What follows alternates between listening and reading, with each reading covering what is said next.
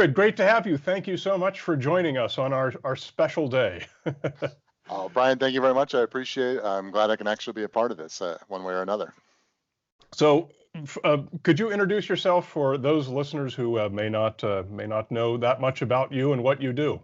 Sure. So, my name is David S. Anderson. I have a PhD in anthropology from Tulane University. My bread and butter is that I am an archaeologist. All of my traditional research has focused on studying the ancient Maya.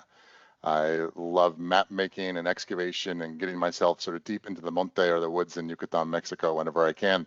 That's sort of my traditional research, and that's gone pretty well for me, actually. But I think I'm slightly more known these days for talking about all of the problematic pseudo-archaeology things that just percolate through our culture and society these days. So things that look like archaeology or maybe talk about the ancient world, but are not actually sort of rooted in scientific discourse or... Any chance you could think of a specific example of that? Perhaps something from television these days? Geez. Yeah, so Ancient Aliens and Atlantis are my go-to examples that most people have heard of, Ancient Aliens and Atlantis. And, I think it's important to talk about this here and everywhere I go, because a lot of times I talk to especially other archaeologists, and they're like, why are you bothering talking about this stuff? It's no big deal. There's a fringe. There's not that many people that believe this, but there's Chapman University has been running a survey for the last few years that includes questions about paranormal beliefs, and they ask about ancient alien belief amongst Americans and Atlantis, and 41% of Americans have said that they believe that, in essence, that the archaeological record includes evidence of alien contact. It really, really doesn't. And 57% of Americans have said that they think Atlantis or something like it might exist, which that survey question is perhaps a little bit more problematic, but it's still 57% are saying, oh yeah, sure, when Atlantis is on the table. To me, this is sort of a fundamental statement that archaeologists need to get out and be talking to the public a lot more, not just about our research, but about all of these other things that people are trying to push on the public. Yeah, you mentioned that survey, and I've seen that. I've referred to it. I've cited it in a number of podcast episodes. I would love to see. I know they published a little bit about how those things change over time, but I would love to see the ancient aliens belief graphed against the TV show and how much impact that had, because I bet it's huge. Since it's been at Chapman University, there's some older versions of this survey that were over at Baylor University, but at least in the last 4 years, since it's been at Chapman, with all the same people running it and the same questions being asked, ancient alien belief in the past 4 years on that survey has steadily gone up from the mid-20s to this 41%. And now that's just the last 4 years. Lord knows it's political season, right? We all know that these surveys can be funky and weird and problematic sometimes, but it's the best data set we have. I mean, whenever I give a public talk, whenever any of my archaeological colleagues give public talks, there's always a question somewhere afterwards about something weird. I had somebody ask me once if the Maya people had tails. It's like, no. In her defense, I think she was very skeptical as well. She was like, I don't think this is true, but a tour guide told me this once, and it's like, no. But this is sort of all I've ever had to go on, and all my colleagues have ever had to go on, is that people ask us some funky, funny questions about aliens and lost continents and lost cities after every public talk we do. But that's just, it becomes personal anecdotes and all. But now that we actually have a couple of surveys we can hang this information on, it's a big problem. Belief in these things when there's no objective data to base them on is skyrocketing, and it appears to be going up.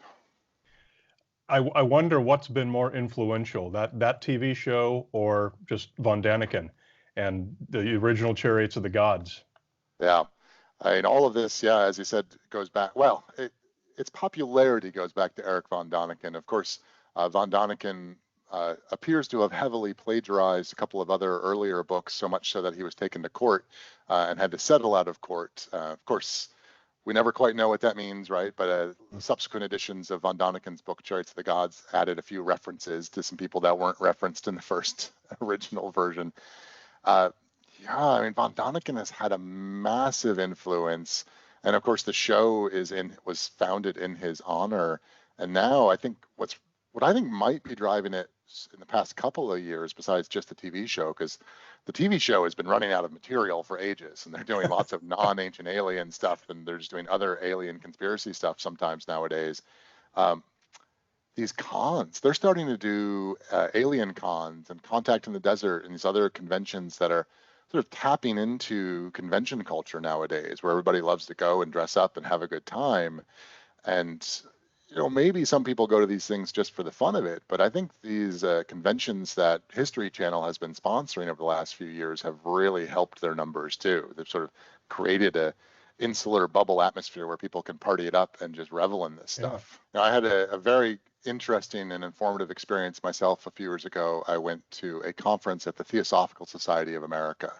And this was a research trip straight up for me, because the Theosophical Society is a very old organization that's been around since the 1870s. That it precedes the New Age spiritual movement, but it's very much in line with what we think of as New Age spiritualism today. And I went for a few reasons, but one, the founder of the organization, or one of the most influential founders of the organization, wrote a lot about Atlantis and Lemuria and lost continents and the ancient world. She wrote, her name was Helena Blavatsky. She wrote a lot about ancient Egypt, and she got into, in the 19th century, she was talking about the ancient Maya, which not a lot of people knew much about in the mid 19th century.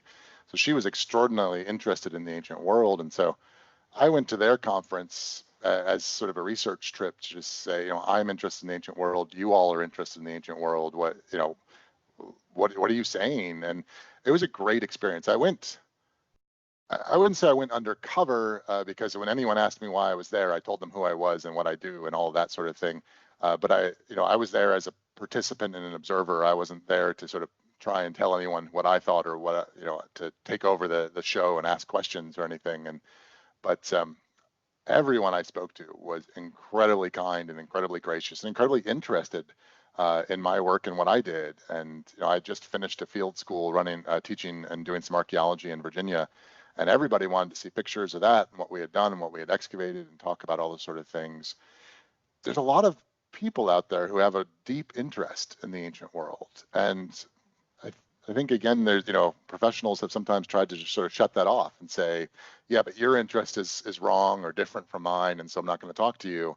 And I think, I hope it's not easy these days with social media and whatnot, but I like to try and build bridges in my work whenever I can. Say, we're all interested in the same thing, so let's talk about how we know and understand that ancient world. So here's a problem that comes up, though. I mean, I fully agree with you, but so the people who we're speaking of, who have a genuine interest and they want to learn more, and they hear about, frankly, they've heard ancient aliens type stuff, and they've heard a lot of sensationalist stuff, and they might be disappointed to learn that that's not true. So my challenge has always been, well, how do you reach those people with something that's even more fascinating, with something that's even more sensational than, the pseudoscience that they're expecting is the truth? Have you ever come up with a solution to that? It's hard because people, in my profession in particular, since the early 1900s, has been aligned with this idea of mystery. That somehow archaeologists are cracking open tombs and occasionally, and ciphering ancient languages, and that we're seen more like a Pulp Fiction adventure hero or a Scooby-Doo character sometimes than research scientists. And I think it's important to try and correct the problems there. So like, hey, it's a problem if you just label every single archaeological story archaeologists discover a mysterious lost city. Like we set up and cultivate an environment that undermines the scientific research that's going on if we do that all the time. But I think it's important to not throw the baby out with the bathwater, and understand that, hey, when I meet people just on the street or at the bank or at a party or something, and they find out that I'm an archaeologist, all the time people will say to me like, oh, I wanted to be an archaeologist when I was younger, or I always wanted to do archaeology. And that's an amazing public fascination that we should be trying to grab onto and hold on to, and show people what is fun about archaeology. It's a hard line to walk. I think we have to be realistic and true and honest, but try to tap into that excitement and adventure whenever possible. And so we were talking about the adventure in my classroom just the other day. I always love if we're going to do history of archaeology, I always go back to Agatha Christie. She not only wrote about the ancient world in her stories, but she actually was married to an archaeologist and worked on archaeological excavations for years. And she wrote this fabulous book. That. Oh, yeah, she was married to Max Mallowan, and she wrote this fabulous book called "Come Tell Me How You Live." That was all about her trips to Syria in the 1930s, working on archaeological projects. And it's this fabulous, adventure narrative or travel narrative written by someone who's a good writer for a change, rather than all the academics who want to use, the stodgy big words.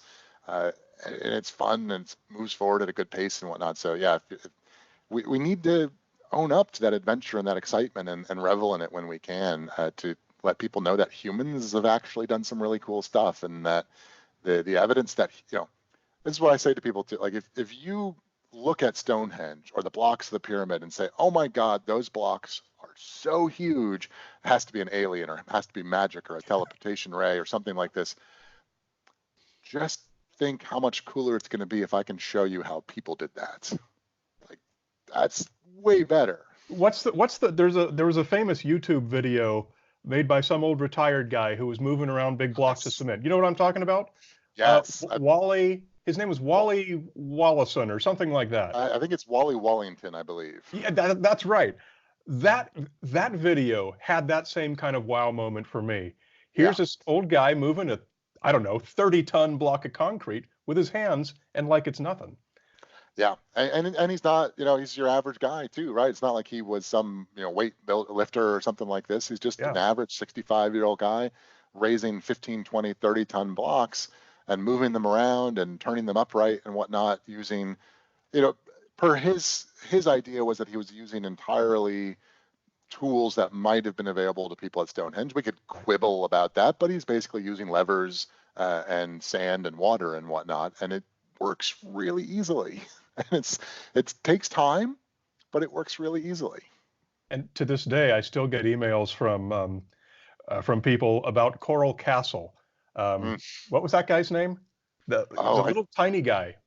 Yeah, I do not remember his name. I know his name as well as my own, and I'm spacing on him. So my apologies to the Coral Castle guy right now.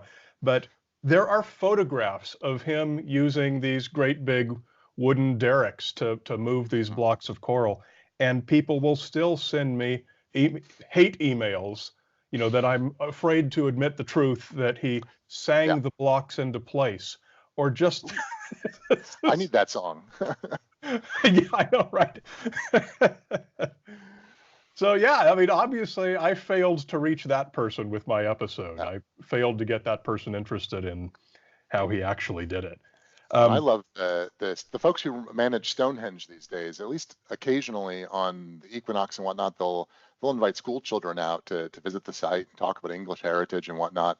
And they'll have third graders move a 3-4 ton block around the site. Not one of the archaeological ones, right? But a sample one. And it's like, if you can rally together a group of 30 third graders and have them move one of these blocks, like, I'm pretty sure if we get some adults who are motivated by politics and religion, that we can do a lot.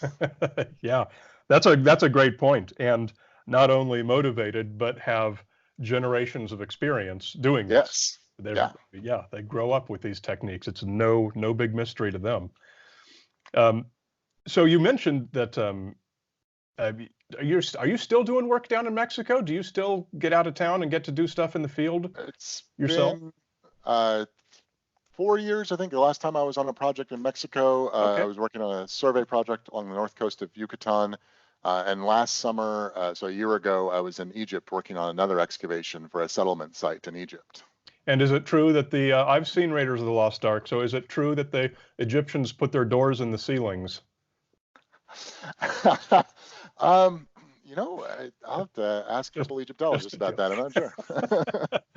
We didn't find any doorways, I can tell you that. So what were you doing in Mexico? I'd like to think that you discovered the Mitchell Hedges skull and were chased by a rolling boulder and all of that. But what was the survey? Bill Holman is clutching onto the Mitchell Hedges skull, and I have a family connection to him. I'd love to like meet him and see the skull personally one of these days, but Oh, wow. something tells me he might not want me to see the skull. No, it was I was working on a survey project outside of a classic period Maya site, so about 600 to 900 AD-ish, called a mall. And it was a small coastal site along the north coast of Yucatan that was in part a trade port, and in large part what we were there looking at, they were also a salt production place. So I don't know if you have come across this or dealt with this. Every once in a while, you'll get a diet advertisement that comes out and says you should have a no salt diet. Like, we all know that's a bad idea, right? Like, too much salt, yes, that's bad too. But if you take all the salt out of your diet, that is deadly. That'd be tough. So for the Maya, you have people living in the tropics in the heat, and so salt was a really important part of the diet. And so this was a site along the north coast where you have inland estuaries where the seawater, the Gulf of Mexico water, comes in and can be trapped and allowed to evaporate. And they would chunk the salt up out of the evaporation pans and trade it inland. So this was exactly my kind of work. I didn't realize they had that knowledge or technology back then. Oh, so yeah. they were deliberately making these salt evaporation ponds. Yeah, exactly. So and we were mapping out the sort of the walls or the edges of those evaporation ponds, which it was my kind of masochistic archaeological work where we were hiking for miles upon miles in sort of like open, hot, Blanky Sal, like sort of salt flat territory, just to map little rows and little lines of stone. And were they just making the little dikes out of mud and just the local materials, or? There was a lot of, we were coming across a lot of limestone. The mud ones would probably be gone by now. And this was our challenge, is we were trying to figure out exactly the extent to these pans and how big they were and how they were being controlled. And we were finding plenty of these stone walls, but they wouldn't all connect up to one another very easily. So we have miles upon miles of little tiny stone walls running this way, this way, this way, and this way. But then some of them would close in around one another to make a pan here and there. But a lot of those closures were probably being made by dirt and mud and other things that have since washed away. So trying to fully work our way around these ponds was difficult. Is there enough there that if I just walked there, I would see that something had been built there, 1,100 years ago? Absolutely. Years ago? Absolutely. The site itself had several platforms and a pyramid at the heart that pyramid's 6-7 meters tall, so you're not going to miss that by any stretch of the imagination. And these stone walls that made up the salt retention ponds were hundreds of meters long each, usually. And so it's if you weren't quite aware of what they were doing out there, you might wonder why there's this line of stones running for 200-300 meters in one direction. But there's no missing them when you're out there. So what's cool about you said there's a little pyramid at the center of it? Yeah. What is there anything? This might be a stupid question, but is there anything in that pyramid? Does it have any entrances or chambers that you can go in? No, most pyramids in Mexico and Central America were solid through. They might have, what we tended to get is that they're like nesting dolls. Especially at the big sites in the big Maya cities like Chichen or Copan or Uxmal, when one ruler would come along and build a pyramid, and those pyramids, rather than being burial monuments or something else, they're elevated stages for display. So this is why they have stairs on the front of them, and the ruler would walk up those stairs with everybody watching, and they would perform a ritual up at the top of the pyramid, either in front, because there's usually a building with a door on the very top of the pyramids too. So they might perform some rituals at the top of the stairs. Others, they would disappear into that building at the top to come out later and proclaim the ritual had been completed. And so you want a big elevated stage with these pyramids. And so when the next ruler would come along, or 2-3 rulers down the line, they would come along and say, you know what? People would remember me if I built a bigger stage or a bigger pyramid. And so rather than building something from scratch, they would just take the old pyramid as the construction core and layer a new one on top. Half the work's already been done. Yeah. And so there's some tunneling excavations that have been done at Maya sites where they'll find 5, 6, 7, 8 construction phases for a pyramid. That's just one after another. And it's where we get some of our coolest architecture, because the Maya love to paint their pyramids and cover them with stucco sculpture. But that painting, that stucco sculpture, just melts in the tropical heat. And so all of the exterior layers of that kind of stuff are long gone.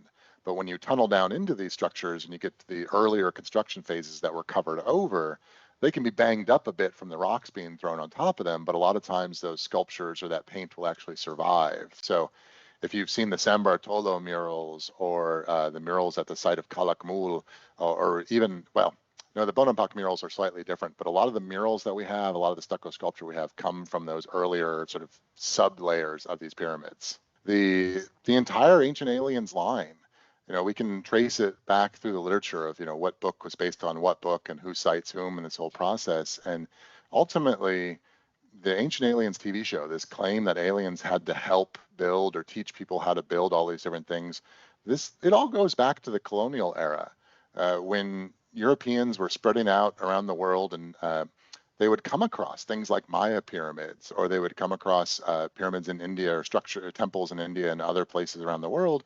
And they had such a prejudicial view of the indigenous peoples of those all around the world that they immediately birthed all of these stories about how, well, it couldn't have been the indigenous people who did these things. And so we have to come up with somebody else. And so particularly in the Americas, there are Native American built mounds all across the eastern half of the US. They're earthen mounds, they're beautiful structures, and European settlers saw those and said Native Americans could not have built these.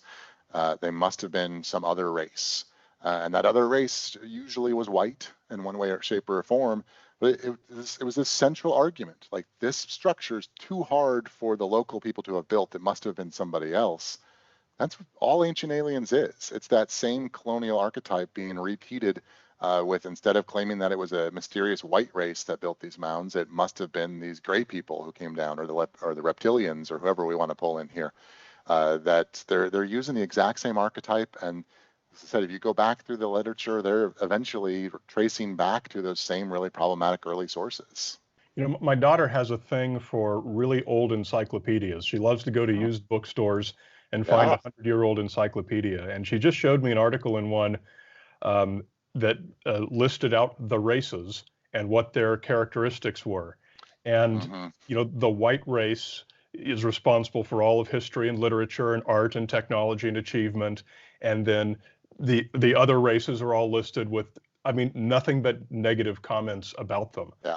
So, do you think that this actually did represent the average person on the street's belief? And was it therefore kind of natural for them to come and see these big giant mounds and say, well, we know that these races weren't capable of that kind of thought, so we have to assume that it was done by some white people or someone helping? Is that fair? Am I being... Well, I think it comes down to, you said the average person on the street, and it's always a bit of who gets to be the average person on the street.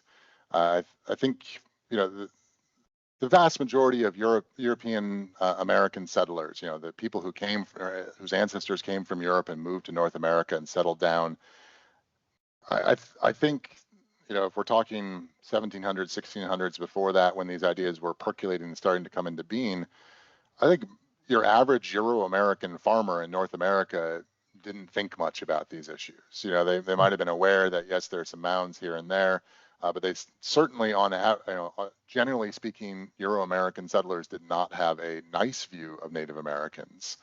But you see some people fighting back or trying to establish this idea. It's somewhat famous in my discipline that Thomas Jefferson actually excavated a Native American mound on his property in Virginia. Oh. And he actually came to the conclusion, he excavated the mound in part trying to answer this question, who might have built it? Could it have been the Native Americans? And he actually concluded by, he looked at it and said, what are the artifacts coming out of this mound? And he compared the artifacts coming out of the mound to current Native American material culture. And he said, look, they're similar. And so he suggested that the evidence, was there to prove that Native Americans had built these mounds. So it was a matter of discussion, certainly amongst intellectuals all through this period of time. God, I just hate to even say it, but I think your average Euro-American settler just didn't think much about Native Americans. It's like, this is all manifest destiny. This is all predetermined. our land and forget all these people who were here before us. It's the Eddie Izzard sketch. If people haven't seen the Eddie Izzard sketch, there's a wonderful song where he's talking about the pilgrims arriving in North America and saying, look at this bountiful land. There's nobody here. It's all for us. Who are those people over there? There's nobody here. It's all our land. And I think a lot of people just didn't even think about these issues for a long time. I assume you've got more or less international teams when you're down there doing this kind of work.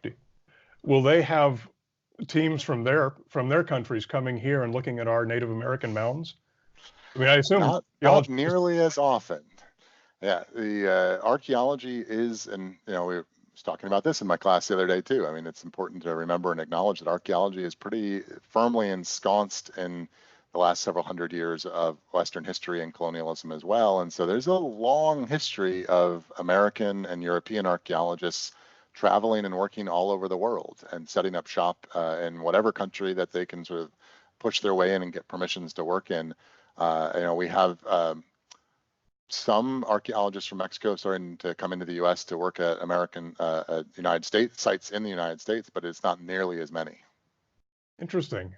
I mean, why is that? I mean, certainly they have archaeologists in Yes. all the other countries, but it's mainly Americans and Europeans who are the ones going out into the world. So, I mean, you wouldn't have archaeologists from Ecuador doing stuff in Tibet? I that particular example, not that I'm aware of, and I would certainly say it's less likely. I mean, some of this is straight up economic privilege. Okay. If you come from the United States, I can raise a small amount of money in the U.S., and that amount of money when I go to Mexico goes a lot further. If a Mexican archaeologist were to try to raise money in Mexico to come to the U.S., their money is going to go a much shorter distance than mine would in that respect. So some of this is just world economics. Some of it's some of it's cultural in the sense that what I mean by that is a lot of U.S. children are taught a little bit about Native America, but that's something else. That's not your culture. That's just another culture that was here or is here, and it's not part of us. Whereas if you go to Mexico, the pre-Hispanic cultures of Mexico are integrated into the education system in a way that privileges it as the nation's past and as part of that nation's past. And so there's a stronger tie for Mexicans working at Mexican archaeological sites, that there is sort of a direct understanding that they are working on sites that are in some way related to their own modern culture, whereas we have this strong tendency to divorce Native American culture from contemporary United States of America. And so I think you see some division because of these sort of issues too.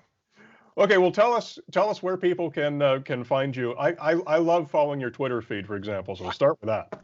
Yeah, so you guys can always find me on Twitter at DSA Archaeology.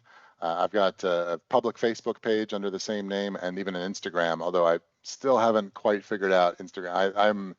I have not melded that mindset of that social media land, but DSA Archaeology, Twitter, Facebook, Instagram. I've even got a Gmail. You can email me at dsaarchaeology@gmail.com, wherever you like it. And I've got stories up on Forbes on their science website. So you can find me under David Anderson at Forbes as well. Which is great stuff. And I have referenced those articles many times. So David Anderson, thank you very much. And yeah, we do need to get Instagram and Snapchat figured out to reach the kids. Yeah, and TikTok. I got to figure out TikTok. I don't even know what that is. Oh, dear. All right. Thank you very much. And I look forward to talking to you again sometime. Thank you, Brian. Likewise.